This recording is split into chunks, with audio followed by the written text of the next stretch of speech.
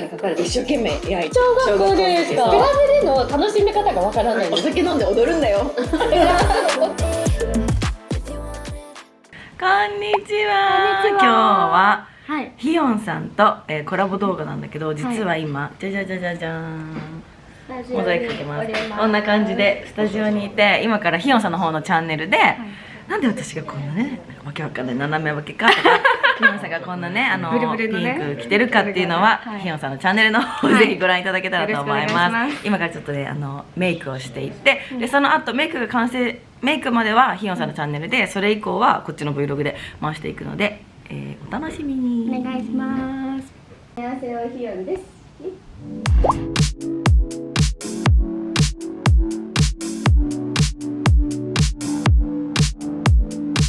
これけどな。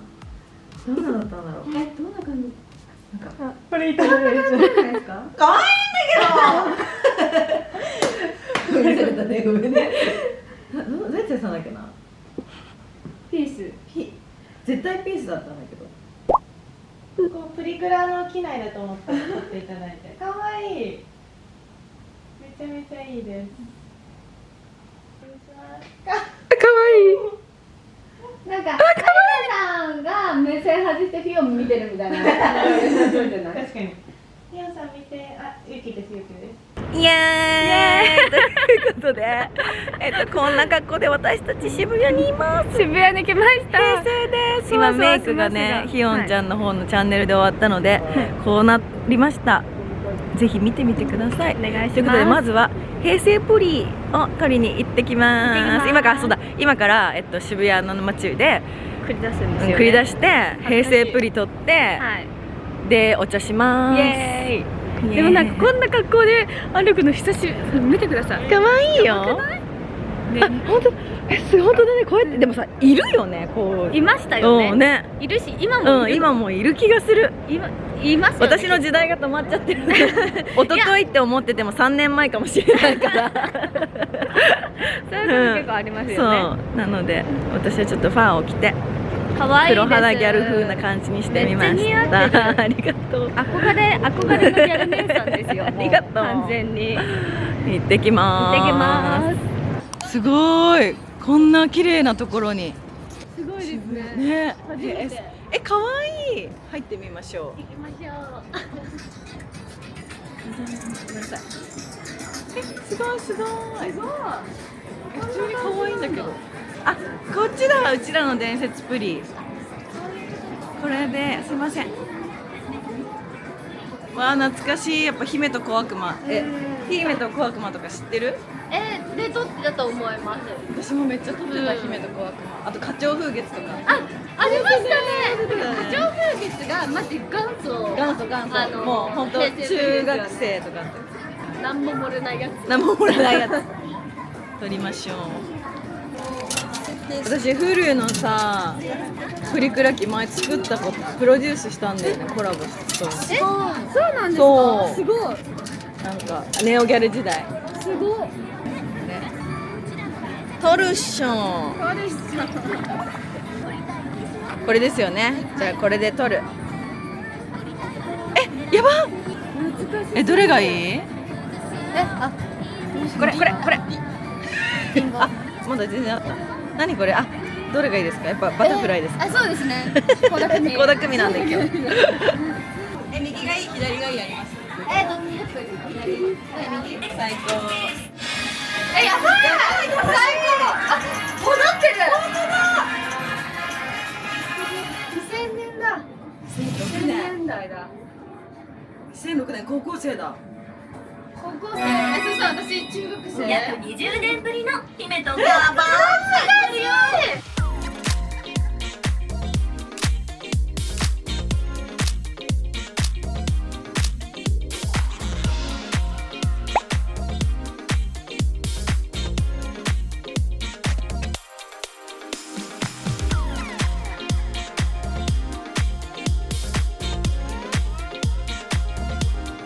来ました。あ、すごいちっちゃいかも。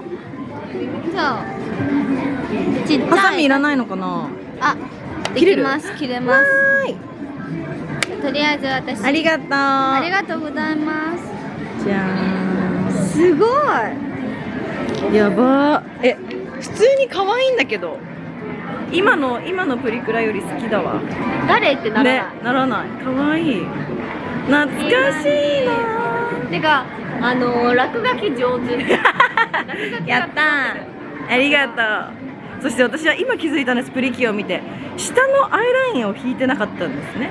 確かに。はい。それに気づいてリベンジですね。じゃあどうするお茶します？ちょっとお腹空きました座ってね、ランチしながらお話ししたいと思います。渋谷でランチ。渋谷ランチなんて久しぶりすぎて。わかる？久しぶりにここ歩きましたもん。わかる。センターが。行ってもさ、代々木公園あたりとか、もはや渋谷じゃないもん。なので、ランチ行きます。またランチ着いたら回します。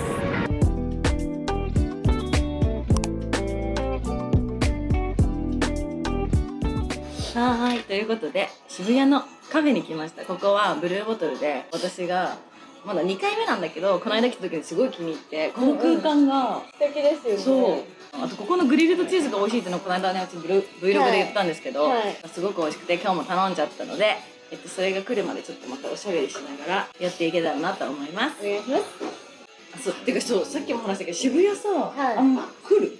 来ないです私。でも昔今のお家の前に渋谷に住んでたんですよ。そうだからその時でもそれでもあの町には行ってなかった。わかる。やっぱこの時代までだった。いや本当そうですね。その109とか109-2とか行ってました。Q2 に？Q2 も行ってました。メンズ館じゃなかったんだもんその時。メンズ館じゃなかった。じゃなかったんだ。もともとあそこメンズ館だからさ、マル Q2 は男の子用。そっか。そう。そうなんですね。そう。Q2 の時はもうほんとちっちゃい子たちのお洋服があったっけ？あったんです。ちっちゃいなんかギャルっぽい子たちのお洋服がたくさんあって、でマルキューに行きました。なるほどね。そう私マルキューでお店があったからマルキューは行ったけど、はいでももう会社から地下鉄の駅からマルキューみたいな、なるべく渋谷を取らないようにしてて、ただし DJ やってたからはい。道玄坂とかはめっちゃ行ってた。そうなんですそうね。であれなん DJ ですってどういうタイミングでやろうって思うんですか？でも20歳の誕生日の時に始めて、なんで始めようと思ったんですか？なんかその時まだ18歳からクラブが行ける時代だったから、クラブがすごい好きで、はい。なんか DJ に対して今ここでこの曲じゃないだろうとか超生意気なんだけど、なんかそういうのがあって、だったら私が回してあげるみたいな、そんなもうギャルのマインドで、すごい。で練習して、うんDJ の友達に教えてもらって、はい。で私の誕生日を自分でなんかクラブでやって、はいその時にお披露目みたいな感じで、すごい。そっからちょこちょこお仕事になってって、はい。そうどんどん大きくなってみたいな。すごい。なんか趣味とかがお仕事につながってる。そうかも。趣味は大体全部仕事になってるかな。なんでですか？なんでだろうね。職種の問突き詰めてるから題。この職種ってさ、好きなこと仕事にしやすいじゃん。まあもう一そうですね回プラットフォームできちゃってるから、例えば釣りが好きだったら、釣りを動画にしたり、そこに営業して釣り雑誌に出たりとか、仕事にできる環境づくりができてるから、なおさら仕事にはつながりやすい。しかも私渋谷区の夜の観光大使やってたんです。ナイトアンバサダーっていう4年ぐらいかな。どういうことをするんですか？なんか夜遊びっていうか夜の渋谷を盛り上げようみたいな。じゃあ今の盛り上がりはもうアリサさんが作ってからの。その時から私は盛り上がってると思ってたんだけど、そうナイトアンバサダーっていうのをやってて、渋谷の女じゃないですか。じゃあ渋谷の女です。本当に。でも来なくなったなやっぱり。そうですね。やっぱちょっと若い子たちなんですかね。あと若い子も渋谷に来ないんでしょ今。そうなんですか？新大久保行くんじゃないの？わからないです。多分最近の誰が渋谷に来るんですか？じゃあ今の渋谷の方々。なるほど。海外の方々とか。確かに。若い子も来るだろうけど、結構みんな新大久保に行ったりとか竹下通りに行ったりするって聞いた。なるほど。まあ確かにでも駅のところ結構もう発達しちゃってて、オフィスっぽいもんねあっち側とかね。なんかギャルって感じじゃないですもんね。確かにギャルたちはどこに行ってんだろう。ギャルたちは原宿？だから竹下通りとかやっぱり結局ああいう韓国っぽいものが流行ってたんで、竹下通りもちょっとミョンドンっぽいっていうか、そうですね。最近の原宿行きましたね。はい、絶対ない。もうマジでミョンドンあそうなんだっぽいです。お店とかも結構韓国っぽいアクセサリーショップとかある気がします。だってひよんちゃんから見てさ、はい新大久保とかってやっぱめっちゃ韓国だってなる。そんなにならない。ならない。まあ新大久保だなっていう感じでは。私とか行くともう韓国に行かなくていいじゃんみたいな。本当ですか？めっちゃ韓国に暑いまあけど。ご飯屋さんはねあれだけど。ありがとうございます。ありがとうございます。いただきます。いただきます。そっか。じゃああそこは全然韓国じゃないんだ。韓国かな。ご飯はやっぱり韓国全然違う。場所による。新大久保にあるお店って韓国料理が全部集結したレストランって感じしません？ああ、なるほど、確かに。なんかタッカンマリ韓国ってもあって、そうです玉皿もあって。確かに。韓国ってなんかタッカンマリのお店みたいな感じじゃないですか。確かに。だからそんなに韓国って感じはしない気がするが。いただきます。いただきます。めっちゃ美味しそう。おいしい。美味しい？この焦げおいしい。焦げが美味しいですね。いただきます。めっちゃ美味しい。同じものにしてみました。同じようにしました。すごい低い。ね。韓国みたい。韓国。ここでまさかの。美味しい。美味しいね。MBTI は ISTJ です。管理者。待って一個も被ってないかも。ENFP。 ENFP、ISTJ。一個もかぶってない。どうですか？合わないのかな私たち。いやでも意外と全く違う人があったりする。私の友達は全く違うけど超合う。なんかアリサさんは本当に話しやすくって、嬉しい。なんかこんなにたくさん話すの初めてなんですけど、全然喋れるんですけど、なんなんか相手の方がなんて言うんだろう人見知りとかだととか、なんか壁があるなっていうのをもう感じちゃったら、もう私ももう一気に無理になっちゃう感じなので、だからありがとうございます。こちらこそ。すいません、ずかずかとどそね超喋りやすくて嬉しいです。何回かやった？でもいつも管理者の気がします。いつも同じ。私も何回かやると、ENFP が東方運動家みたいな。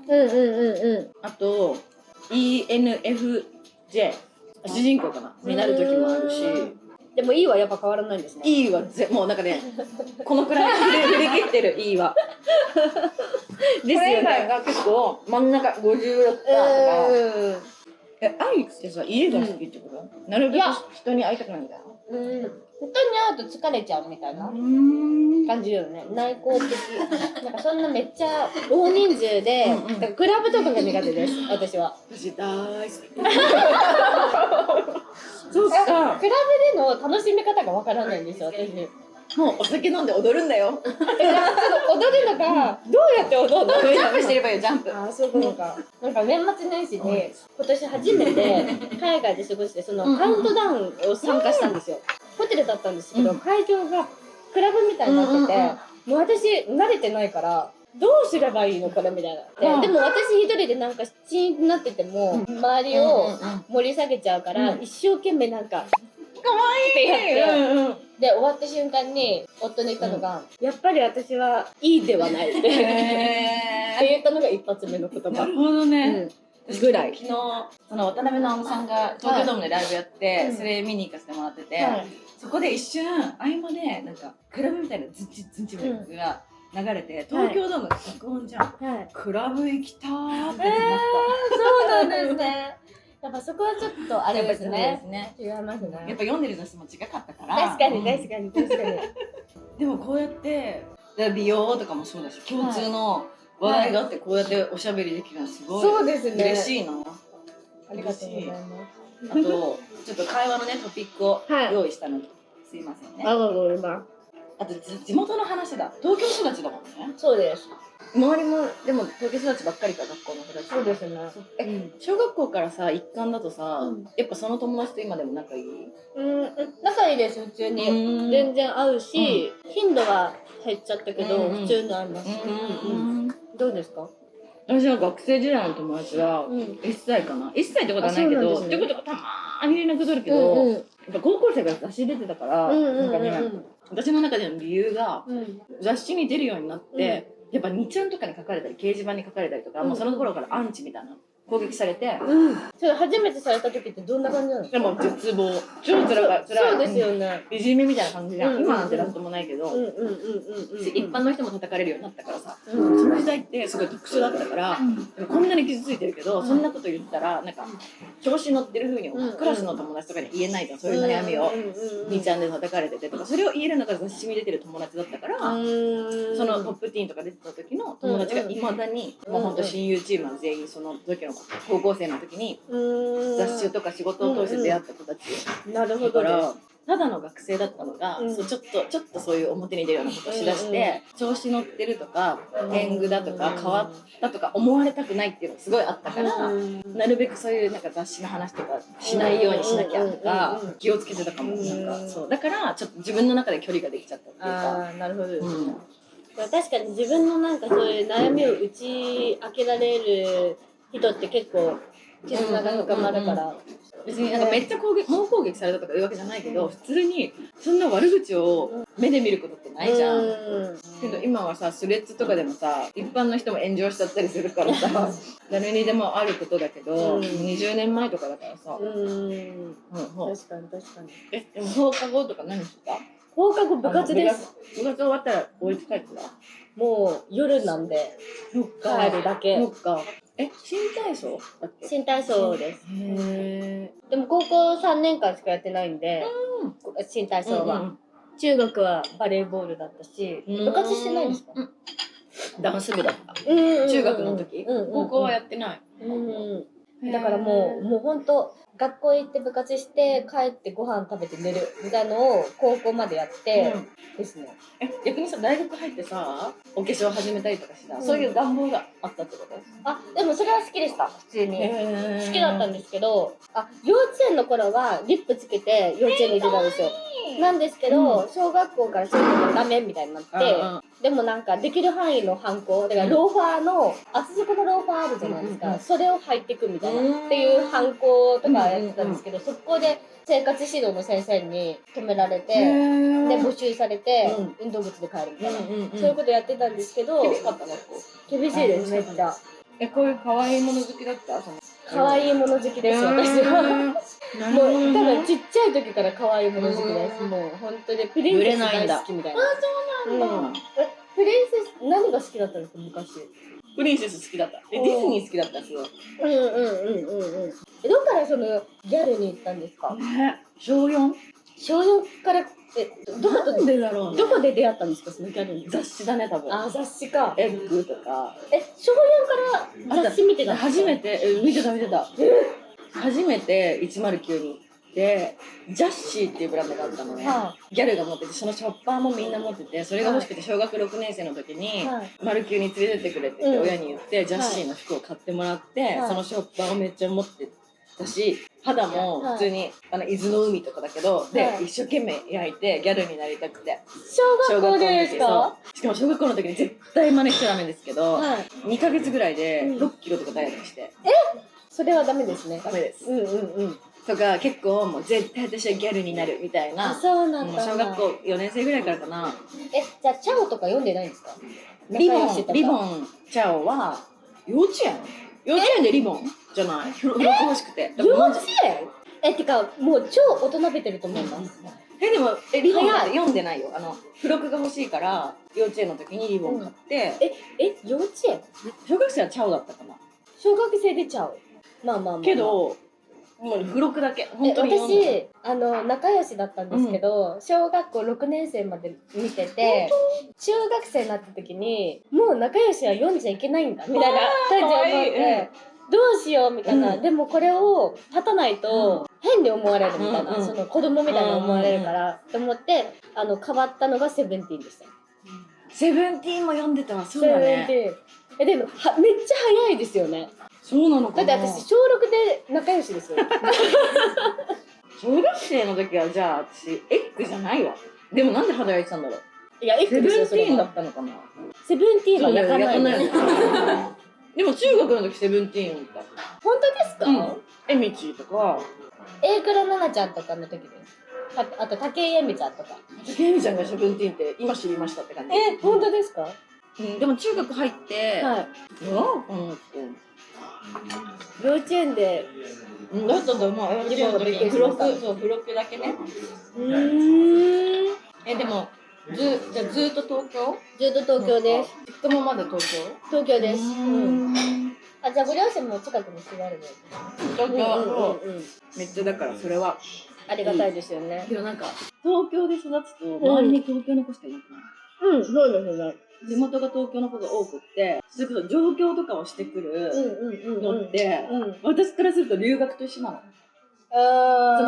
何も知らない友達、まあいるのかもしれないけど、一人二人しか知らないようなところに行くってものすごいことだなって超尊敬するし、なんか私たちはありがたいことにさ、当たり前に手を伸ばせば渋谷があって、そうですね。だったけど留学もさしたことないからさ、私もないです。そう、なんかそれが留学だけしたかったんです。わかるが私もなかった。だからさ、すごいなって思う。なんか確かにね。偉いよ。でもめっちゃ多いわけじゃん。東京が地元じゃない人たちが。で、うちおばあちゃんもどっちも東京だったから、そうなんですね。その夏休みとか、小学校の夏休みとかに、おばあちゃん家にどこどこ行くとかもなかったから、そうなんですね。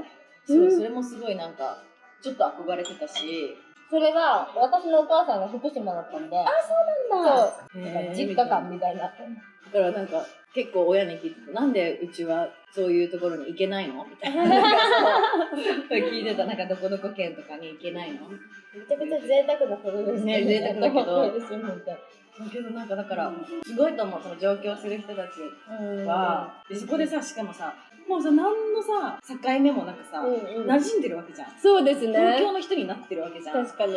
それをこう一から築き上げて、友達作って、心の内を話せる子を見つけて、恋人作ってってさ、そうですね。マジすげえって思う。なんかその根性あるのかな私って感じ。絶対ありますよ。絶対できるでしょ。できてたら留学とかしてたのかなって思う。なんかいや、留学はもっと一段階大きいじゃないですか。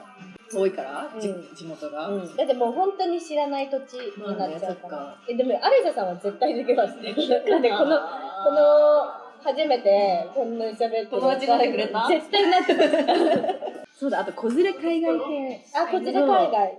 どうでしたか？サメイ島は。で、めっちゃ飛行機乗り継ぎとか乗り継ぎだった。どうでしたか？まあでも、行きは深夜便だったから寝てくれたし、全然あれだったけど、帰りがほぼ起きてて30分以外。そうですよね。どうでした？なんか泣いたりもしないしあれなんだけど、人様に迷惑っていうのはほぼないけど、こっちがきつくて。そうですよね。しかもビジネス取ったのに横になれねえのか。ずっとなんかあぐらかきながら、とか言ってやって。ね、めっちゃわかりますそれ。ビジネスの意味なくないかって。あとなんか楽しくなって叫んじゃうわけ。キャーとか言って。楽しいねーとか言って。でも余裕、なんかやっぱ余裕がある気持ちに。私8ヶ月の時にハワイに行ったんですよ。それってまだ6時間とかじゃないですか。何時間ですか？8ぐらいじゃない？ 6、7。そんなで行けるんだっけ？ハワイ。7、8ぐらい。でも同じくらい、バンコク乗り換えで、バンコクまで7時間、でそこからトランジット2時間ぐらいの、次が1時間ぐらい。ああ、そっか。じゃあ意外と、もうその時にもう泣きわめいてたから。かわいそうに。こっちのせいじゃないですか。なのになんか、寝たかったら寝なよってずっと言いながら。わかるよ。寝な気持ちは。寝なって言って、先生ってできるのがマジですごい。いや、多分、年じゃない？気がする。2年前でしょ、それ。ほぼ。そうですね、2年前ですね。やっぱなんか、36の子って、ちょっとわかんない。もしかしたらこれ見てる同い年ぐらいの人で、いっぱいいっぱい、なんかひよんちゃんみたいなタイプの人もいるかもしれないから、自分を責めないでほしいんだけど、そういうのは。私は多分30代前半だったらこの余裕はなかったかもなって思うし、もっとキャリアを置いたりとか、何かを犠牲にしてるみたいなマインドがどっかにあると、余裕を持って育てできない気がしてて、けど私は30代後半の余裕みたいなのができたから。どうやってできたんですか、その30代後半の余裕って。でもなんか、孫みたいな感覚なんじゃないかなって思ってる。親にも言われる。なんか私が家で子育てをしてる時に、可愛い可愛いでずっと、可愛い、これ可愛い、あれも可愛いですって言ってると、なんかさ、私があんた育てた時、こんなに可愛いなんて言ったこともなかったかも、みたいな言われて、そんな余裕なかったよ、みたいな。だからやっぱりもう一つ言えるのは、その夫の支え、一緒に子育てができてるっていうことと、あとはなんかその年齢的にもちょっと孫感覚みたいな部分があるから、なんかその子育てしてるとやっぱ今までよりもキャリア止まっちゃったりするじゃないですか。それに関してはどんな感じで対応してたの？止めなかった。もうキャリア、キャリアを止めずに、そのためにどうしたらいいかで、どうやったら息子にストレスがないかっていうのを、その夫が仕事の時は私みたいな、その交代交代みたいな感じで、あと親もね、幸いその近くにいるから、手伝ってもらったりとか。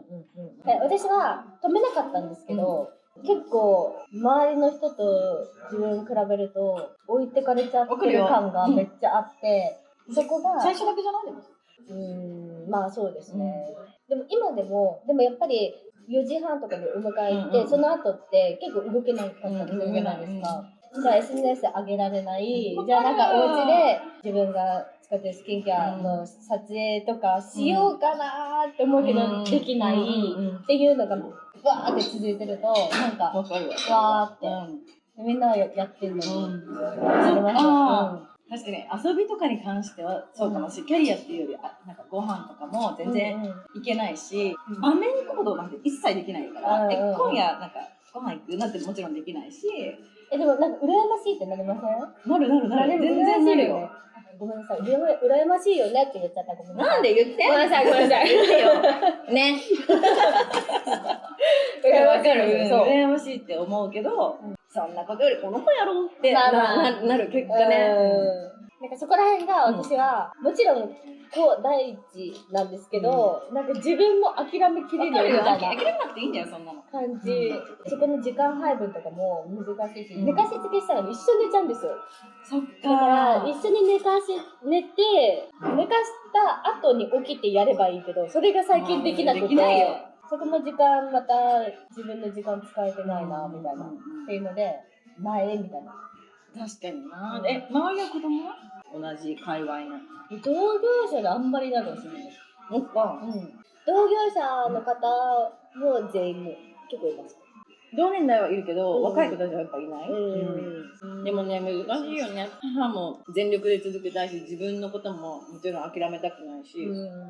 けど、なんか本当に思うのは、私が4ヶ月で出張行った時も、生後4ヶ月で出張行くのって、やっぱ世間からしたら、いくら仕事とはいえ、断れるだろうとか、思われるのかなと思ったけど、私はそれ行きたかったし、受けたかった仕事だし、大好きなクライアントさんだったから、でもなんでこの令和のこの時代に共働きで、しかも今後もそのタイミングで甘味にしたんだけど、ミルクが OK な子なのに、男の人は新生時期に出張行っても何も言われないのに、なんで女の人が出張行ったらバッシングを受けなきゃいけないんだっていうのは産む前からずっと思ってて、それをなんか一応私はなんかまだ全部手探りだし、もう新米ママすぎるけど、私だったらこうやりますっていうのを見せて、キャリア諦めなくても母になれるんだっていうのを発信したいなっていうのが今のちょっとした目標ではあって、そうだから私も手探りながらに、どうやったらキャリアとか自分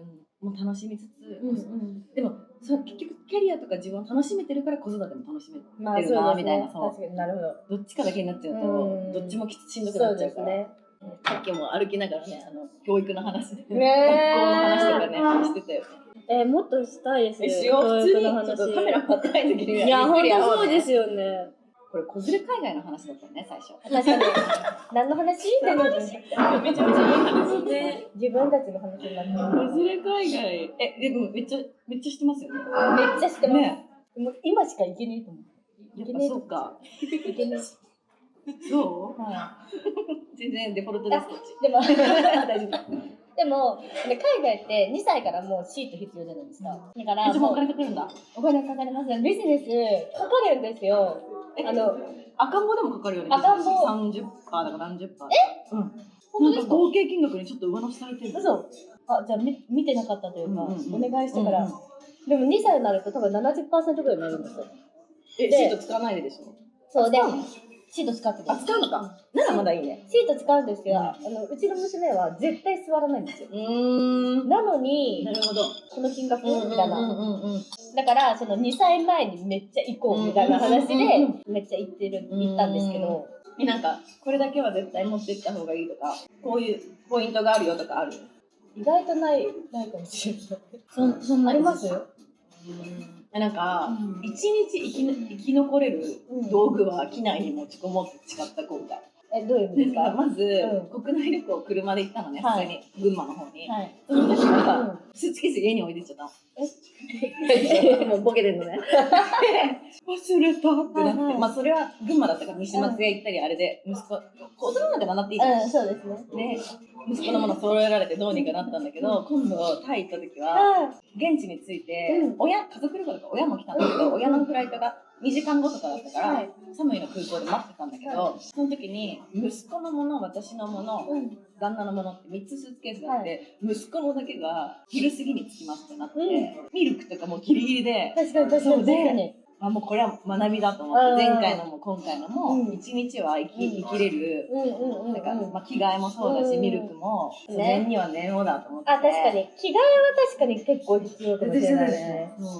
私は漢方で今もうご飯が食べれるから、だから結構そう楽になったの？楽です。だからご飯が普通に食べれるのはめっちゃ楽。だからなんか結構そのレトルトのカレーとかめっちゃ持ってってたんですけど、でも全然使わない感じだから、現地のものも食べてくる？全然食べれます。いいね。あ、で、海外旅行でちょっとこれは持ってってるっていうのはふりかけ？2歳になると。やっぱなんかおかず、米とふりかけさえあれば、なんとか食べれるから、ふりかけは結構持ってってる。勉強になる。だそうです。2歳児らへんの。でも私も気をつけてない方なんで、本当に。今日意外なことがいっぱい、なんか。多分意外なんですよ。意外と男らしいというか、でも見た目だけで判断しちゃったけど。見た目がこれなんで、なんかすごいいい人って思われちゃうんですけど。それは。で、なんかいい人って思われるんですけど、私。だから、話してみると結構、なんかこんな感じだから、こんな感じだから、このギャップはいいのかみたいな。いいよ、めっちゃ女子受けだ、女子受け。女子校っぽい、なんか。あ、本当ですか？そっか。あと、これはなんかすごい、なんだろうな。何を落としたか忘れた。でもなんかふと、画面見たときに、この二人がめっちゃママトークしてるのめっちゃウケるんですけどね。女だし。大丈夫。一応ママです。本当。じゃあ、あと美容の話、産後ダイエットの話。ダイエット。美容だってもうね、全然メイクも違いますもんね、私たち。そうですね。でも自分でかける時間ありますか？お風呂、入れた後とか。うちは7時に寝るのね。だから早い。そう、6時台にお風呂入れて、お風呂入ったらもう寝るんだよっていうスイッチにしてるから、お風呂入れてすぐもう寝かせて、遅くても8時にはもう眠りにつくから、そっから自分時間って感じで、ご飯食べたり、そのモニター見ながらお風呂入ったり。なるほど、なるほど。そう、だから結構時間は取れてるけど、スペシャルケアみたいなのは前ほどはやらなくなった。そうですよね。あと、化粧が、夜はいいんだけど、スキンケアが。化粧が、いっかってなっちゃう。わかります。なんかもうまつげとかも綺麗にしてらんないって感じですよね。どんどん時短のメイクになってきて、アイシャドウとかも単色でとか。どう？私も、でも一緒にいるときは、本当にもう適当に、ベース塗って、チーク、クリーム塗って、で、アイシャドウせずマスカラ、アイライン引いて、スリップして塗って感じ。なるほど。松葉？松葉です。松葉はめっちゃありがたい。そうだよね。私、取れかけが嫌でやめちゃった、最近。取れかけはめっちゃ嫌です。どのくらいの頻度で行ってる？4週間に1回とかなんですけど。でも取れかけるよね、やっぱ4週間。取れかけます。取れかけてそう、なさそう。今は取れかけじゃないです。なんですけど、松葉の行くのも別にめんどくさくて、ネイル行くのもめんどくさくて、髪もめんどくさいから、最近なんか、もう、あとみたいな。私、まつげとネイルはやってた時は一緒にやってもらってて、って感じだったけど、美容室もさ長いし、私ブリーチしてるからさ、そう時間かかるしさ、だけどもう行かなきゃ、ちょっと平成っぽくて今日はいっかみたいな感じでいい感じで。行かなきゃって思うし、大変だよね。それもさ、なんかこういう仕事してるとさ、自分の決め事だけどさ、綺麗でいなきゃとかさ、爪が1個取れてちゃダメだなとかさ、メンテナンスをするのもさ、結局なんか誰かに子供を見ててもらってとか、保育園とかそうさ、ですね。しないとそれもできないから、本当に生活が変わったなって、私はまだ母になりたてだから、いやいやいや。それをすごい思う。なんかいやでも本当そんな感じですよね。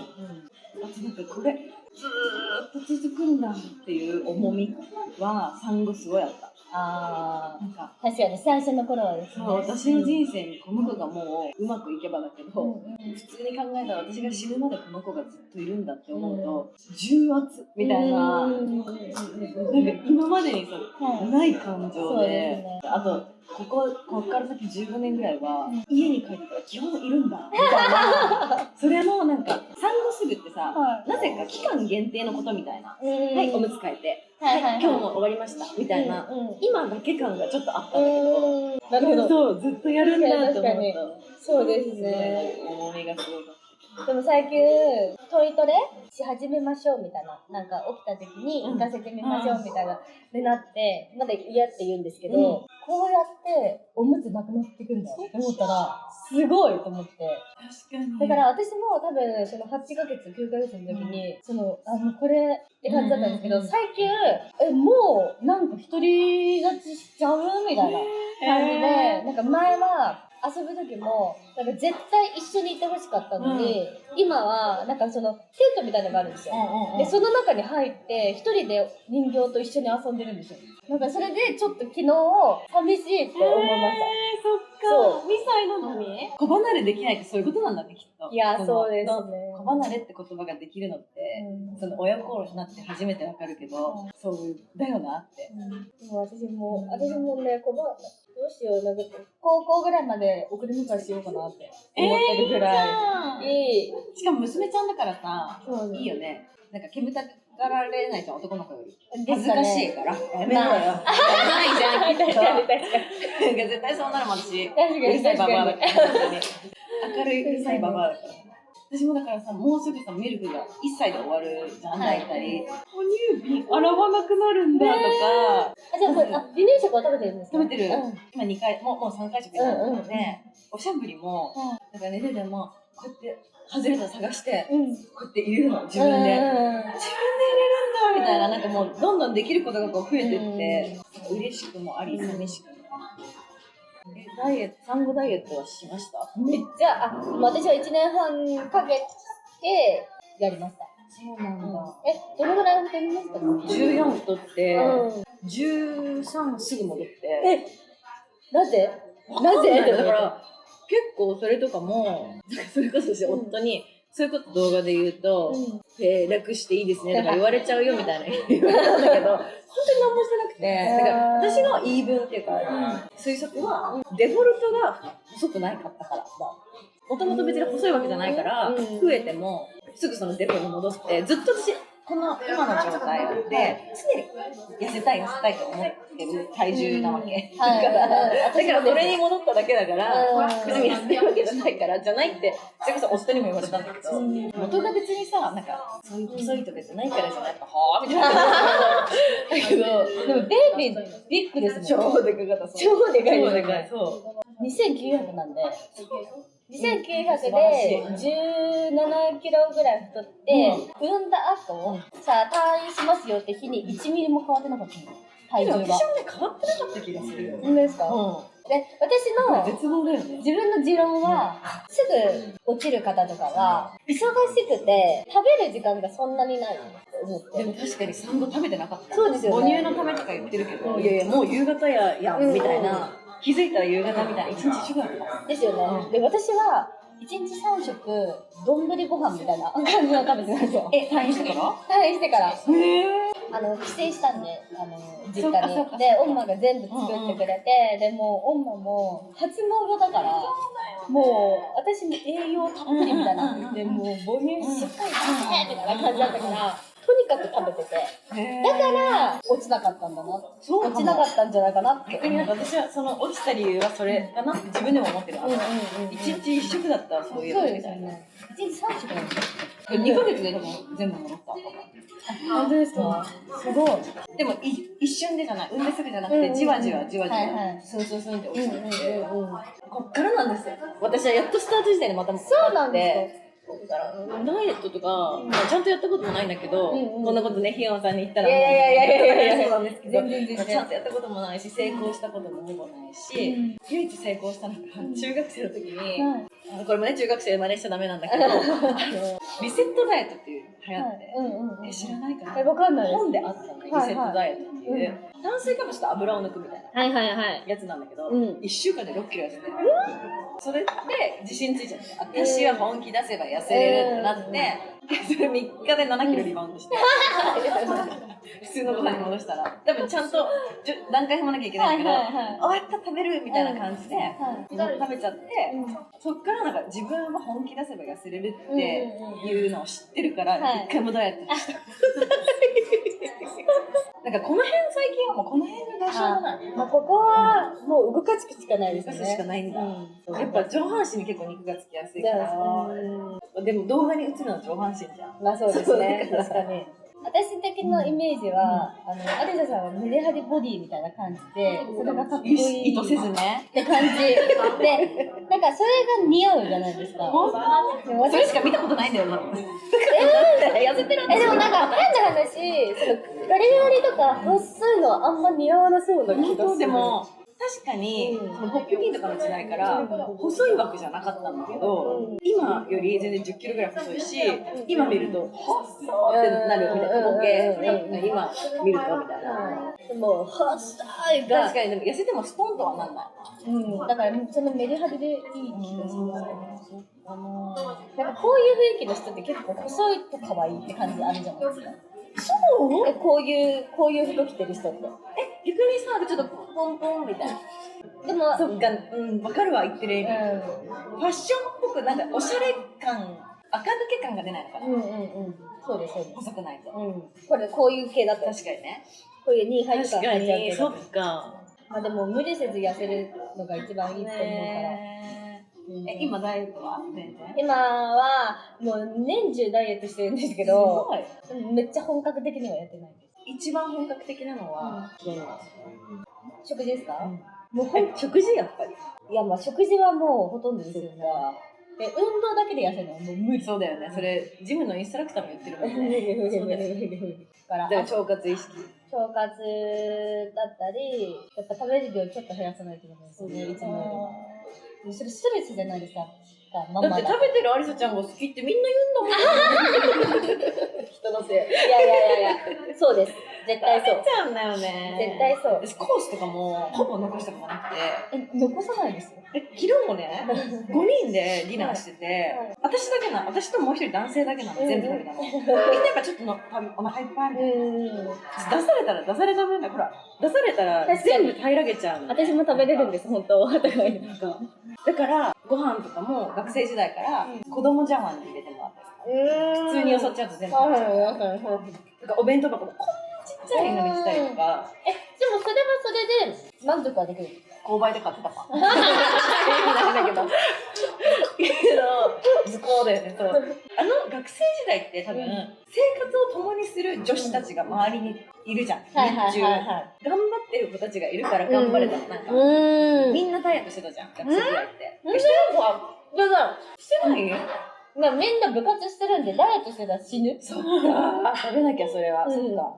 みんな朝、近くのお弁当屋さんがあって、そこで、なんか朝から、なんかタコ天っていう揚げたなんかあるんですけど、それ朝から食べてで、お弁当食べて、で、売店でなんか揚げ餅みたいなの食べて。揚げ物ばっかり。